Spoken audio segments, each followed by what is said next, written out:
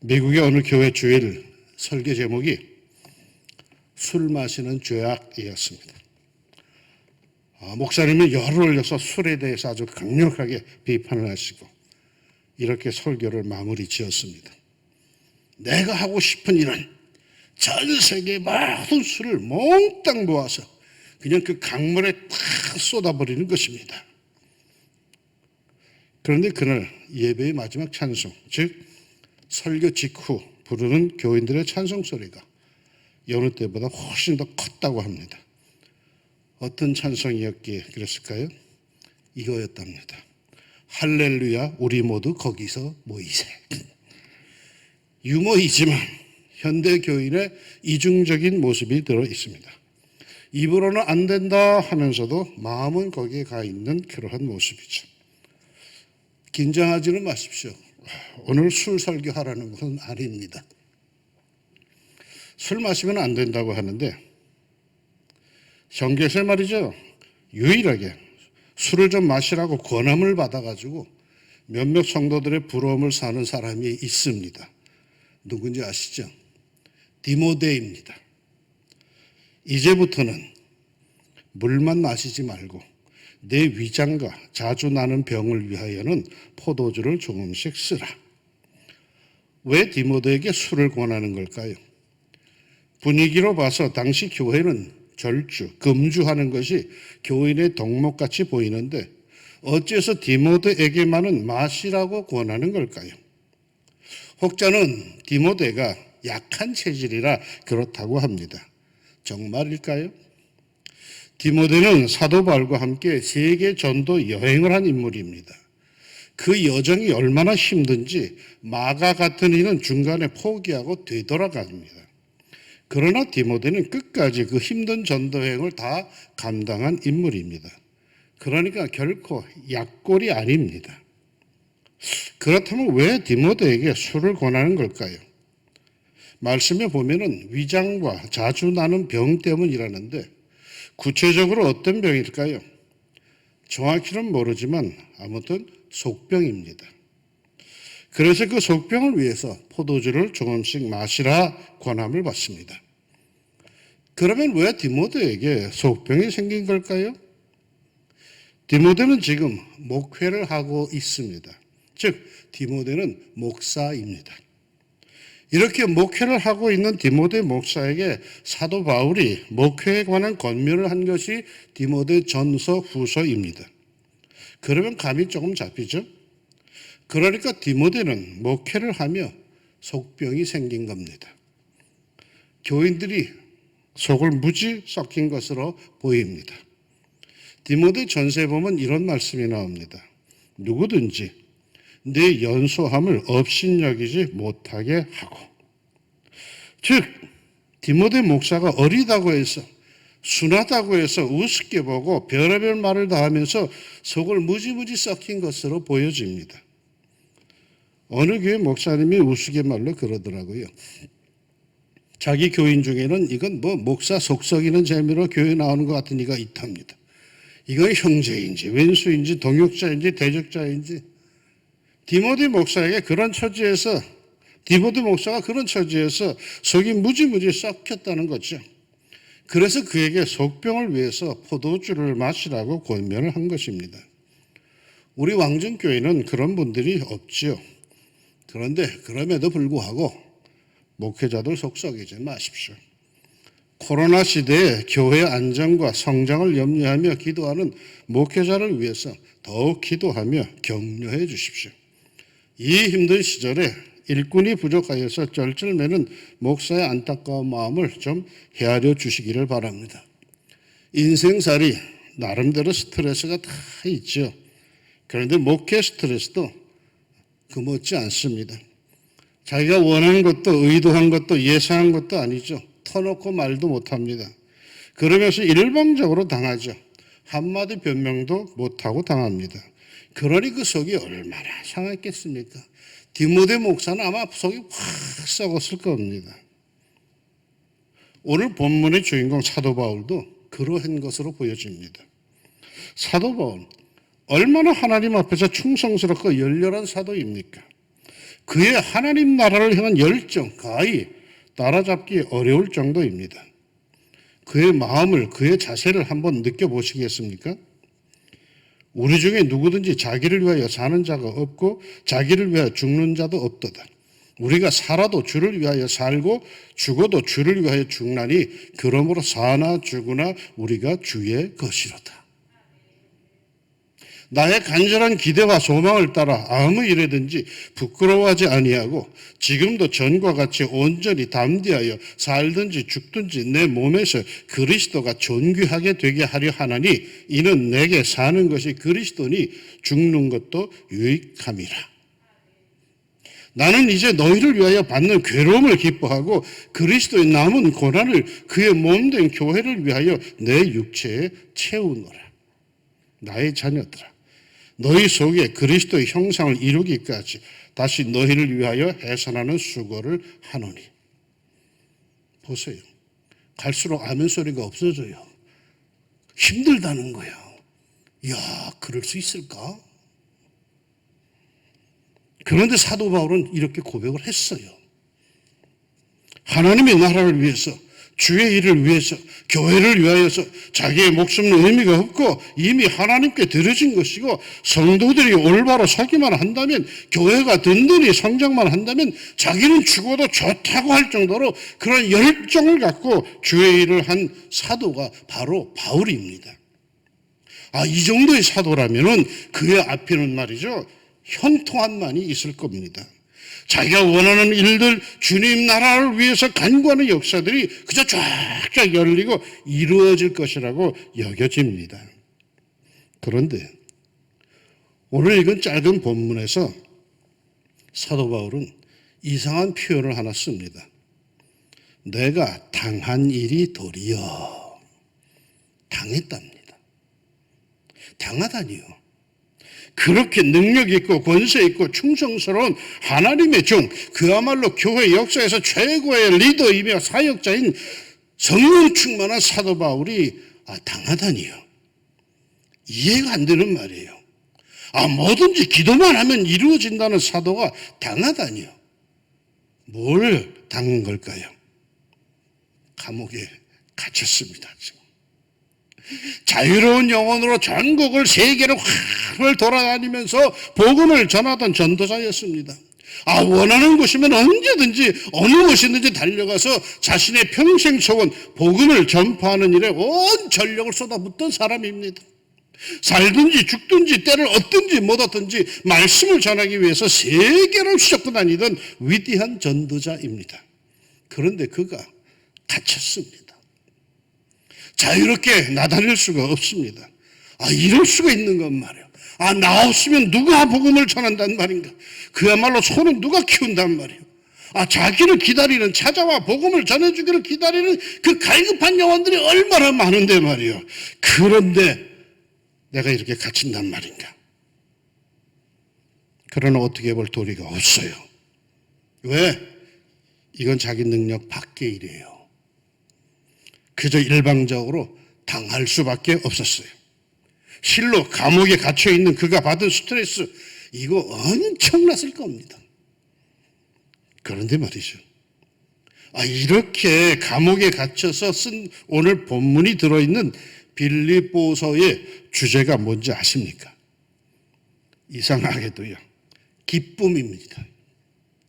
기쁨이란 단어가 총 넉 장에서 총 16회나 나옵니다. 주 안에서 항상 기뻐하라. 내가 다시 말하노니 기뻐하라. 이와 같이 너희도 기뻐하고 나와 함께 기뻐하라. 어떻게 이렇게 기뻐할 수 있을까요? 자기가 원하는 대로 된 게 아닙니다. 자기는 일방적으로 당했습니다. 기분 나빠 죽겠습니다. 당혹스럽기까지 합니다. 답답합니다. 당했으니 말이죠. 그런데 기뻐한다? 정신병자가 아니고서야 어떻게 기뻐할 수 있습니까?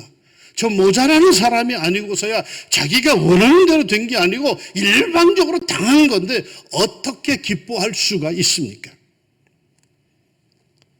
생선 중에 성질이 급한 것들이 있죠. 그래서 그물에 걸려서 배 위로 올라오면 제 성질에 못 이겨서 펄떡대다가 곧 죽어버리고 마는 것들이 있습니다. 자유롭게 살다가 그물에 걸려 자기 뜻대로 못하게 되자, 일방적으로 당하게 되자 참지 못하고 죽어버리는 거죠. 사람도 자기가 하고픈 대로 못하고 일방적으로 당하고만 산다면 그 사람이 받는 스트레스 지수는 매우 커서 위험해질 수가 있습니다. 이렇게 늘 당하는 인생으로 산 사도 바울은 어떻게 도리어 기뻐하라고 말할 수 있을까요? 그에게는 어째서 실패자의 그림자가 없고 늘 승리자의 기쁨과 기계만 있을까요? 당하면서도 웃으며 살 수 있고 기뻐할 수 있고 감사할 수 있는 그의 삶의 비결은 과연 뭘까요? 사도 바울도 말이죠. 처음에는 이렇게 일방적으로 당했을 때 자기가 원하는 방향으로 가지 않고 엉뚱한 방향으로, 그것도 자기의 자유를 빼앗기는 상황으로 몰려갈 때 이해할 수가 없었어요. 답답했어요. 왜 이러시느냐고 하나님께 따지기도 했어요. 그런데 사도 바울이 감옥에 갇히자 묘한 일이 벌어지기 시작합니다. 바울이 감옥에 갇혀서 더 이상 복음을 자유롭게 전하지 못하게 되자 바울을 사랑하는 사람들, 바울을 존경하던 사람들이, 야, 사도 바울 선생님이 감옥에 갇혀서 복음을 전하지 못하게 되었어. 얼마나 답답하시겠냐. 우리가 그분을 대신해서 열심히 복음을 전하자. 이로써 그를 위로해드리자 하는 마음으로 열심히 복음을 전하는 현상이 벌어졌습니다. 전에는 뒷짐지고 구경만 하던 사람들이었는데 사도 바울이 갇히자 이래서는 안 되겠다 싶어가지고 교회의 위기다 싶어서 전과 달리 열심히 복음을 전하기 시작하여서 여기저기 전도자들이 나타나기 시작한 것입니다. 그런데만 또 다른 열심자들이 나타납니다. 그들은 평상시 바울의 적대자들, 바울의 라이벌들이었습니다. 이 적대적인 교인들이 사도 바울이 감옥에 갇혔다고 하니까 잘됐다 싶어가지고, 야, 기회는 이때다. 바울이 자유롭게 일하지 못할 때 우리가 더 열심히 전도하여서 주도권을 빼앗아오자. 교회의 헤게모니를 우리 것으로 만들자 하면서 열심히 복음을 전하는 현상이 벌어졌습니다. 아주 악한 의도로 이들은 복음을 전하기 시작한 겁니다. 바울은 감옥에서 이 소식을 듣고 가만 생각해 보았습니다. 자기가 감옥에 갇힌 것, 이거 일방적으로 당한 겁니다. 그런데 왜 이런 억울한 일을 당하나 싶었는데 가만 보니까 자기가 그렇게 당함으로 결과는 어떻게 되는가?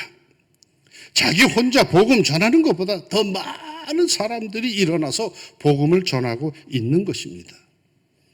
그래서 그는 이렇게 고백합니다. 17절 이하에. 그들은 나의 매임에 괴로움을 더하게 할 줄로 생각하여 순수하지 못하게 다툼으로 그리스도를 전파하느니라. 그러면 무엇이냐? 거칠애로 하나 참으로 하나 무슨 방도로 하든지 전파되는 것은 그리스도니 이로써 나는 기뻐하고 또한 기뻐하리라. 그러기에 사도 바울이 형제들아, 내가 당한 일이 도리어 복음 전파의 진전이 된 줄을 너희가 알기를 원하노라 합니다. 일방적으로 당했기 때문에 사도 바울이 너무 안 됐다라고 교인들은 생각했는데 아니라는 거예요.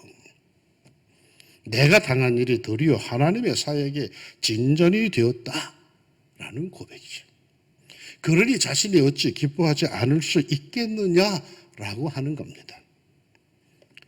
당하는 인생이지만 그러나 거기엔 분명 하나님의 뜻, 비록 지금은 알 수 없지만 하나 분명 심오한 하나님의 뜻이 있음을 믿기에 기뻐한다는 것입니다.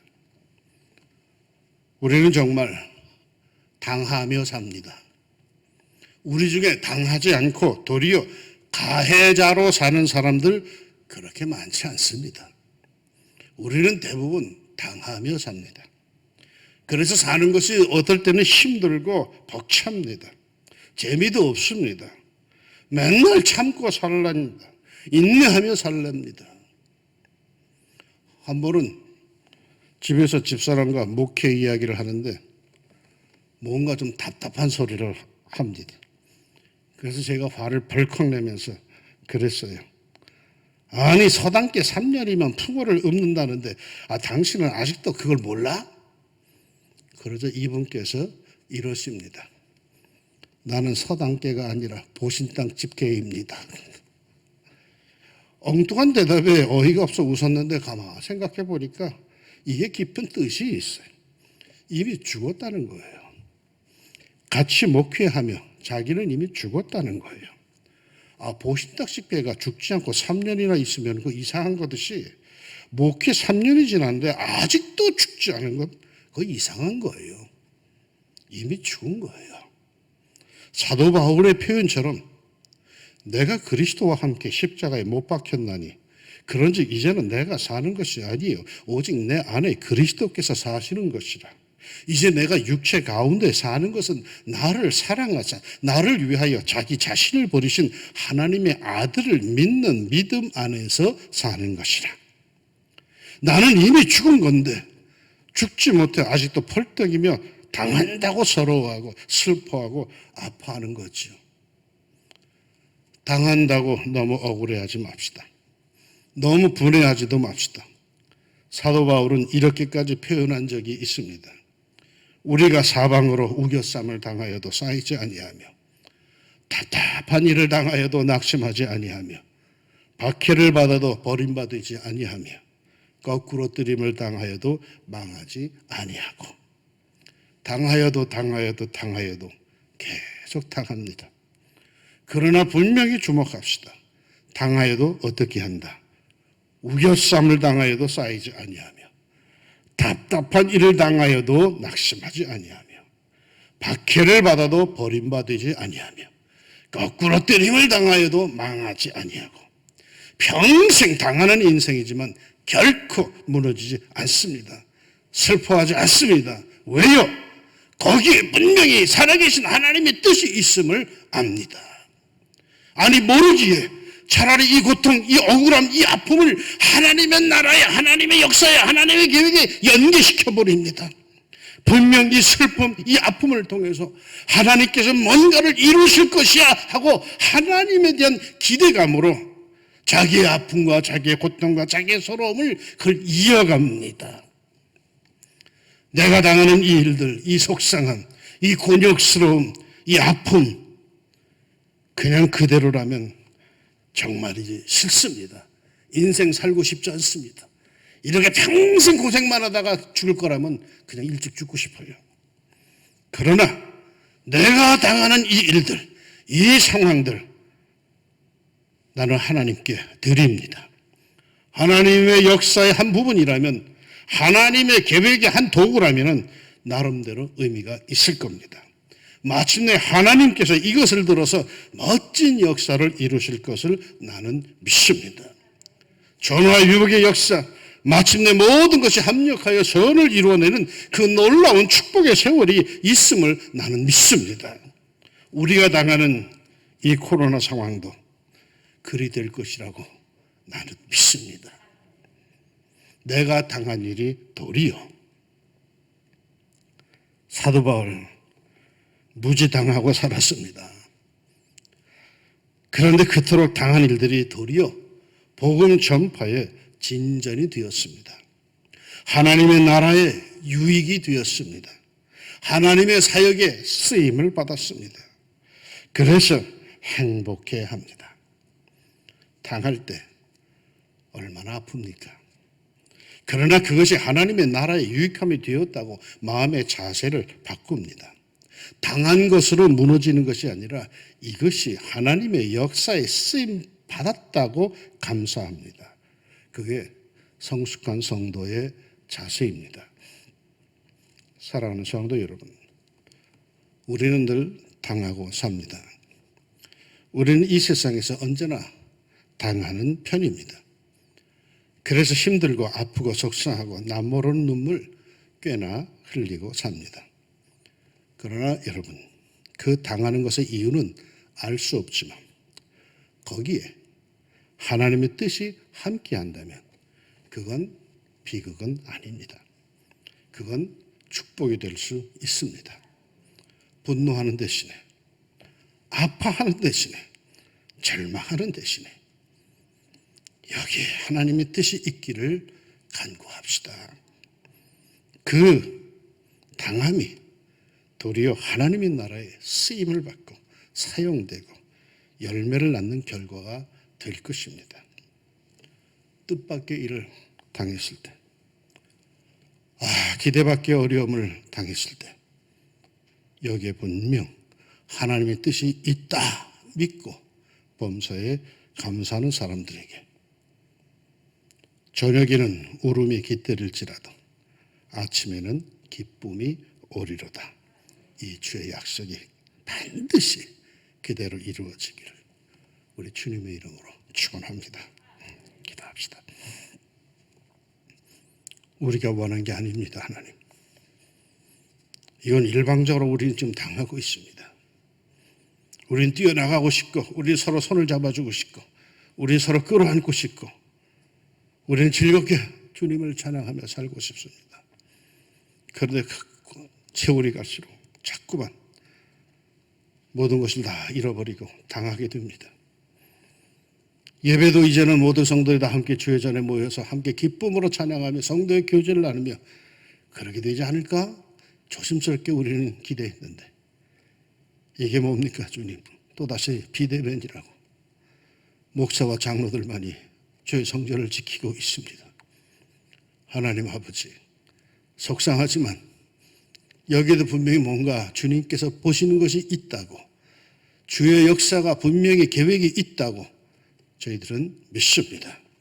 사도 바울의 고백처럼 내가 당한 일이 말이요, 너희들이 볼 때는 참 안 됐다, 불쌍하다, 힘들게 됐다라고 하겠지만 아니다. 내가 당한 일이 도리어 하나님의 나라에, 하나님의 역사에 진일보한 역사가 되었다라고 고백할 수 있었던 것처럼 하나님, 우리도 지금 우리가 당하는 이 어려운 상황들 속에서 이것이 이대로 끝나는 것이 아니라 분명히 하나님의 나라와 이어질 것이고 하나님의 역사와 하나님의 계획 속에 이것이 분명히 이어져서 아름다운 역사를 모든 것 합력과 선을 이루는 그 역사가 있을 것이다라고 우리는 믿음을 갖고 주님을 바라보며 웃고자 합니다. 하나님을 기뻐하라. 그가 내 마음의 소원을 이루어 주시리라 말씀하신 것, 연초에 받은 말씀을 늘 기억하고 있습니다. 눈물이 날 수밖에 없는 그 상황에서도 하나님을 바라보고 웃고자 하는 저희들, 하나님 우리의 힘이 되어 주시고 우리의 마음의 소원이 마침내 이루어지는 은혜의 역사가 우리 왕중 가족들 모든 성도들에게 그리고 이 교회에, 이 땅에 꼭 이루어지게 하여 주시옵소서. 예수님의 이름으로 기도합니다. 아멘.